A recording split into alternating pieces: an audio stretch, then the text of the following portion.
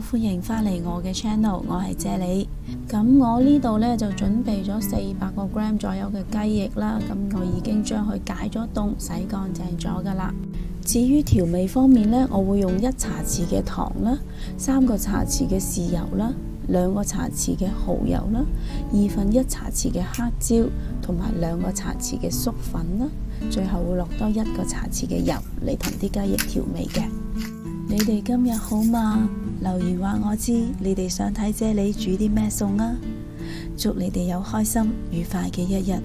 煮雞翼就真係最簡單噶啦，無論你係入廚新手，亦或係手殘黨，都可以輕鬆煮到好味嘅餸噶。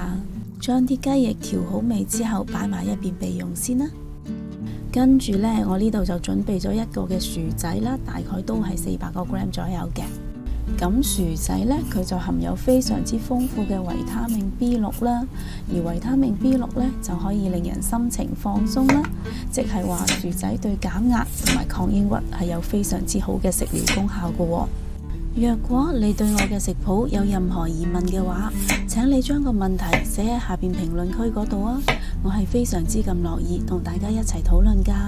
將切好咗嘅薯仔擺落個大碗度備用先。另外呢，我呢度仲準備咗6粒嘅冬菇嘅。咁冬菇呢，佢含有非常之豐富嘅蛋白質啦，而蛋白質呢，就可以促進生長發育啦，尤其係小朋友啦，可以食多啲嘅冬菇啦。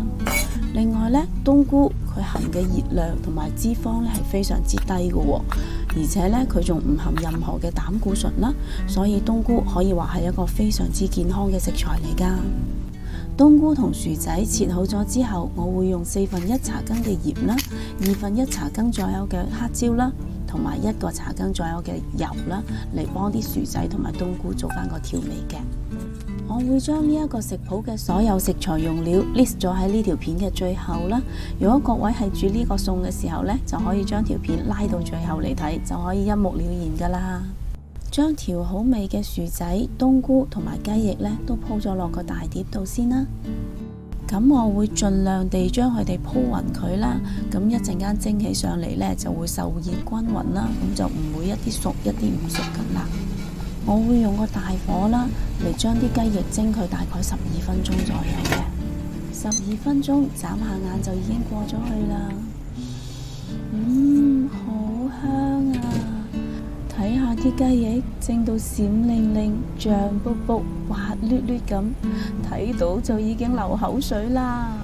你哋係咪同我一樣都咁想食啦？不如今晚就試下整呢個咁簡單又好味嘅雞翼啦。若果你都中意我嘅食譜，請你俾 like 同埋留言話我知啦。記得訂閱我嘅 channel， 順便撳埋隔籬個鐘仔啦。多謝晒你哋嘅收睇，我哋下一個食譜再見啦，拜拜。